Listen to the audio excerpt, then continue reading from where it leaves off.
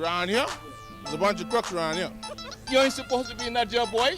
Get out of there, man. No, that's a total no, man. VAT coming. Is my salary going up? The Bahamian people got to wake up. This is my 5 cents and I approve this message.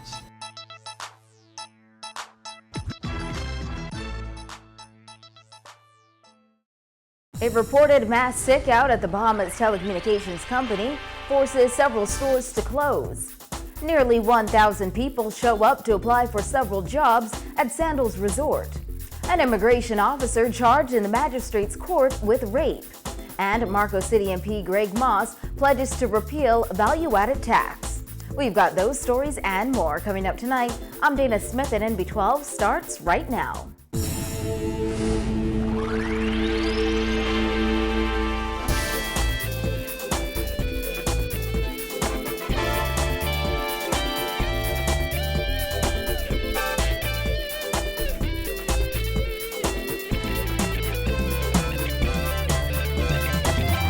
Happy news tonight. A reported mass sick-out by BTC employees led to the closure of several of its stores throughout the country today. Union officials say the action was not sanctioned by the BCPOU as irate employees prepare for staff cuts at the telecom. Jasmine Brown has the details in this report.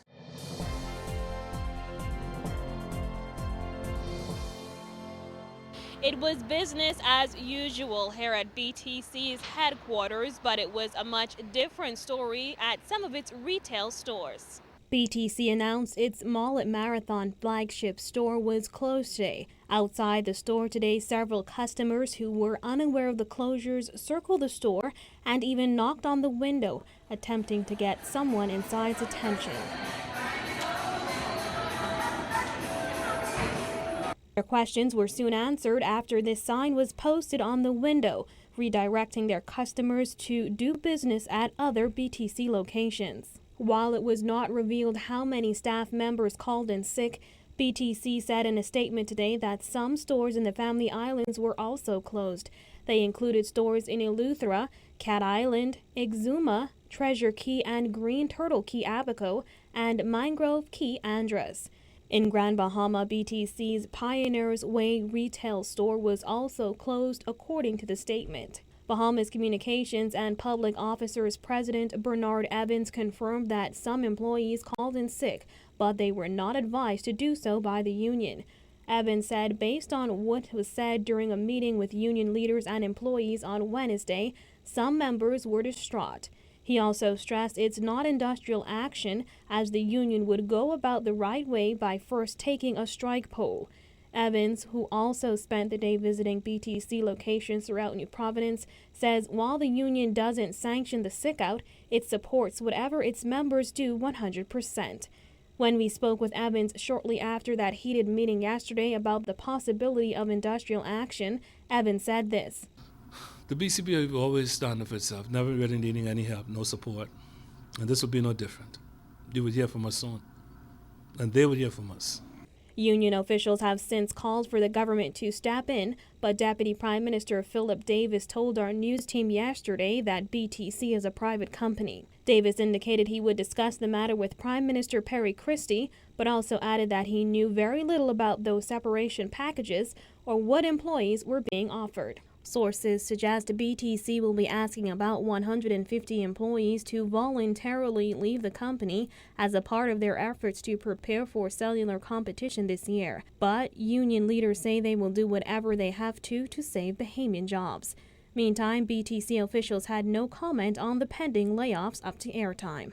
Reporting for NB12, I'm Jasmine Brown. Close to 1,000 unemployed Bahamians turned up at Sandals Royal Bahamian Resort on West Bay Street today to apply for several vacancies resort officials say they have available. People in professional wear started lining up as early as 6:30 a.m., resumes in hand, to attend the job fair. The line to enter stretched down West Bay Street. Public Relations Manager Chester Robart said he was surprised by the number of job seekers who turned up and explained he believes it's indicative of the sheer amount of unemployment in the Bahamas. I am actually surprised. It's just a testament to the amount of joblessness there is still in the country. Obviously, Sandals is doing its part to try and close that gap and really cover those holes. But with Bahama coming on stream as well, I'm sure there'll be a lot of employment coming on stream in the near future. 36-year-old Shanika Gray was among those standing in line seeking employment. She said she found out about the job fair 2 nights ago through her niece, who also came out looking for employment.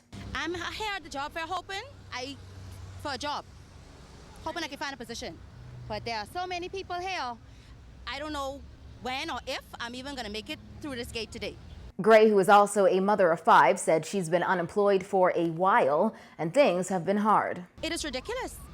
I mean, and on top of that, everything plus VAT. It is really hard. And I have children. It's really hard. 20-year-old Tevin Ferguson was another hopeful among the long line of job seekers. A BTVI student, Ferguson said he's been unemployed for a few months. Yes, in some way it is hard, especially with bad government. Many people thought it would have been more than they expected, but it even gave us more opportunity, especially I would say with government jobs, even private sector jobs. I believe this is a good thing that Sandals is doing. They see what is going on right now, and I recently know they hire young persons, so that gives the younger person some advantage in things in different areas, from butlering to housekeeping and some things like that. But Robards cannot say exactly how many jobs at Sandals are available, only that several positions in different areas were accepting applications. There are several departments that have vacancies, guest services, the butler department, even food and beverage have several, there's several positions available. Can't give you the exact number, but we have some departments looking. A 53-year-old immigration officer is on remand at Her Majesty's prison tonight, charged with rape. Norman Bastian appeared before Magistrate Andrew Forbes and was represented by attorney Roberto Reckley. It is alleged that on December 15, 2014, Bastian had sex with a 28-year-old woman without her consent. In the courtroom, Magistrate Forbes informed Bastian he was charged with an indictable offense. As such, the matter would proceed to the Supreme Court for trial by way of a voluntary bill of indictment. Bastian was not required to enter a plea and was not eligible for bail. Also appearing in court today, 3 Grand Bahama residents who pleaded not guilty to drug and weapons charges. 35-year-old Anson Hanna of Bayshore Road, West End, Grand Bahama, 43-year-old Ricardo Carey of Shaftesbury Apartments, North Bohemia, and 30-year-old Crystal Culmer, also of Shaftesbury Apartments, appeared before Magistrate Forbes. Attorney Simone Brown represented all 3. Hannah was additionally represented by attorney Jomo Campbell. Hannah and Culmer were charged with 2 counts of possession of dangerous drugs with intent to supply. It is alleged that on Monday, February 16th, they were found in possession of quantities of cocaine and marijuana. Hannah and Culmer were further charged, alongside Carey, with 2 counts of conspiracy to possess cocaine and marijuana with intent to supply. The 3 were also charged with possession of an unlicensed firearm. It is alleged that they were found with a black 9mm Glock pistol. They were further charged with possession of 26 rounds of .40 ammunition with intent to supply and possession of 7 rounds of 9mm ammunition. Hannah, Culmer, and Carey pleaded not guilty to all of their respective charges. They were not eligible for bail and were remanded to Her Majesty's prison. Marcos City MP Greg Moss says at the first chance he gets, he will help repeal value-added tax. The PLP MP says he is not interested in playing party politics, which have become more about self over country. Moss likened the nation's political arena to a bus full of high and mighty people who switch their driver every 5 years. Kyle Joaquin reports. Let us cross over this Jordan to bring to this country a proper respect for the rule of law. And that was pretty much the tone of his entire contribution. Marcos City MP Greg Moss hit out at both the pre-national movement and his own Progressive Liberal Party government in Parliament today, saying he's done playing the game of party politics. Moss, who spoke out against the Christie administration several times before, said it's disappointing to see the level politics has come to in the Bahamas.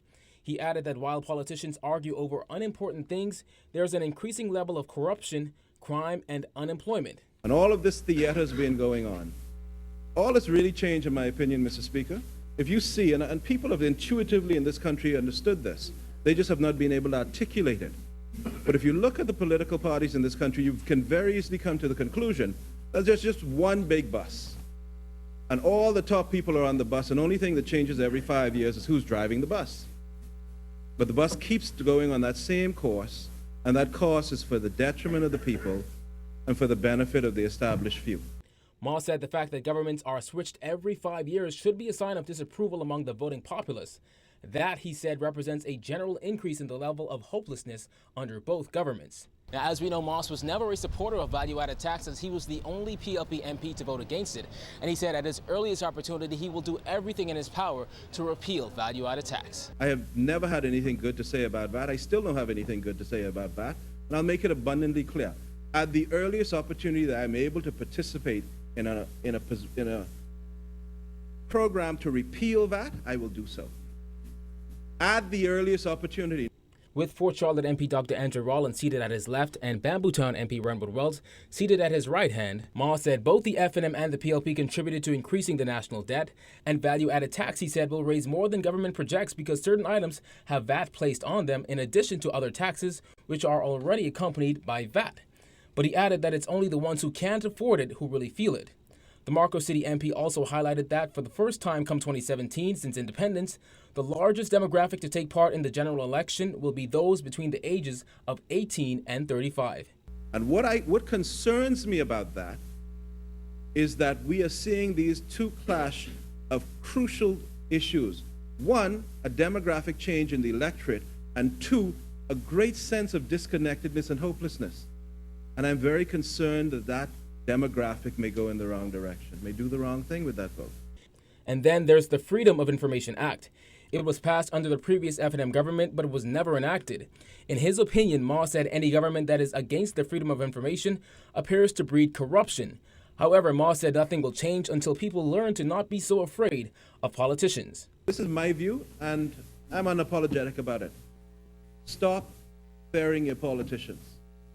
Stop worshiping your politicians. Stop trusting your politicians. Politics is not about trust. Politics is about accountability. And the party that comes to you and says it's a matter of trust, it's not true. What is a matter of accountability? If I have an employee, and I say to that employee, I'm hiring you to do this job, and I say, I've come back in a year, and they say, no, trust me, man, I got this under control. I would not be satisfied with that. What I will say to them is, show me what you have done. Reporting for NB12, I'm Kyle Joaquin. Fort Charlotte MP Dr. Andre Rollins told Parliament last night he does not support government's irresponsible decision to implement national health insurance. Rollins said although he understands the plight of Bahamians who cannot afford to pay medical bills, he believes NHI would cripple private businesses, cause job losses, and hurt average Bahamians. In these circumstances, Mr. Speaker, it is irresponsible for us to come to this place and call for an increase in the size and, by extension, the cost of operating our government. That will require us to ask already struggling businesses and consumers to pay more in taxes. This is exactly what the introduction of national health insurance will represent. An increase in the size and cost of our government at a time when the economy, in my humble opinion, is simply not yet healthy enough to withstand another tax increase. National Insurance Minister Shane Gibson has suggested government could begin phasing in national health insurance in January of 2016, just 1 year after the launch of value-added tax. Rollins said the new tax would be a win for government, producing additional revenue, but a loss for private businesses. And while he supports the idea of national health insurance, he would not support plans to implement it at this time. And until our economy begins to show improved signs of life, I will not be one of those calling for us to send it into further economic shock. I have never said that I could not support national health insurance. When I joined the Progressive Liberal Party, I said I would support a responsible national health insurance plan. I do not believe it would be the responsible thing to do to introduce national health insurance at this time. Government expects to spend more than $500 million implementing NHI, but Rollins suggested if government wants more revenue to pay for that plan, it should look into one very lucrative source which it has to date ignored, a national lottery. Rollins said to do otherwise would not only be a dangerous shock, but could leave millions of potential lottery revenue on the table. I cannot support any call to place more taxes on the backs of the Bahamian people when the government refuses to avail itself of the potential tax revenue to be gained from what a minister of this government has indicated is a $900 billion with a B dollar industry. There should be absolutely no discussion about national health insurance until we implement a national lottery. When MB12 returns, the Social Services Minister announces child abuse statistics. Stay with us.